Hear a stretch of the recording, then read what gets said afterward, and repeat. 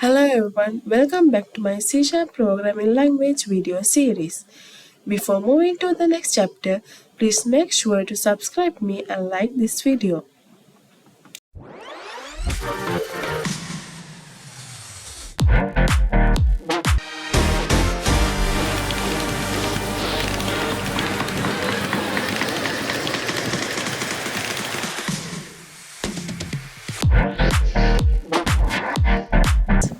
In this chapter, let's develop our first console application with C#. Open your Microsoft Visual Studio. Here you can see some options to start with, and you can clone some repo from grid, or you can open already available application in your desktop, or you can create a new project. So let's start with creating new project. As this is our first application creating using C#, let's build and console application. Console app.NET framework type which use C# language and which can run on Windows operating system. Then click the next button. Here enter your project name, hello world, and the location where your project stores. Select desktop as my location, and then the solution name is same as the project name. If you want, you can change it. Default framework used to create this application is .NET Framework 4.7.2, and then click the create button. This is our program.css file and the main function, which is the starting point of our application.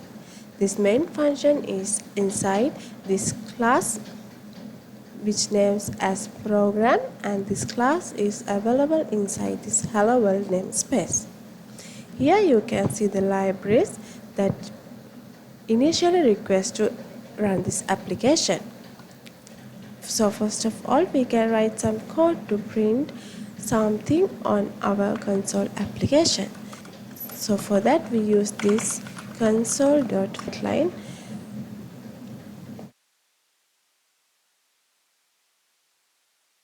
Write line and type hello world. So please make sure to add semicolon at the end of each line. So when we start this application, you can see it started and then just it will close. As in this application, it just print this hello world in the console. There is no any other function to do. It will close by itself. So you can see this console.writeLine function is from this system class which we use as this system library. We remove this from here. Now you can see it will show an error. So if you are not using that library, you have to add the system.console.writeLine. So if you are using this library system, you don't want to add this system word, and it's just enough to write as console.writeLine.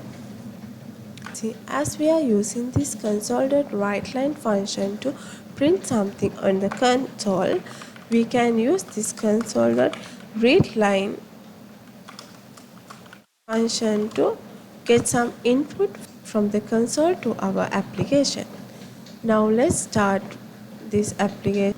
And now here you can see the hello world is printed on our application, and you can see a text pointer here to insert some character to this console application. Once you enter some application and click the enter, the console will close by itself, as there's no function to run after that. Like this, you can add more, and you can see that all are printing here like this. So that's all for today on this video, and we'll meet again on our next video. Thank you for watching, and please don't forget to subscribe and like this video.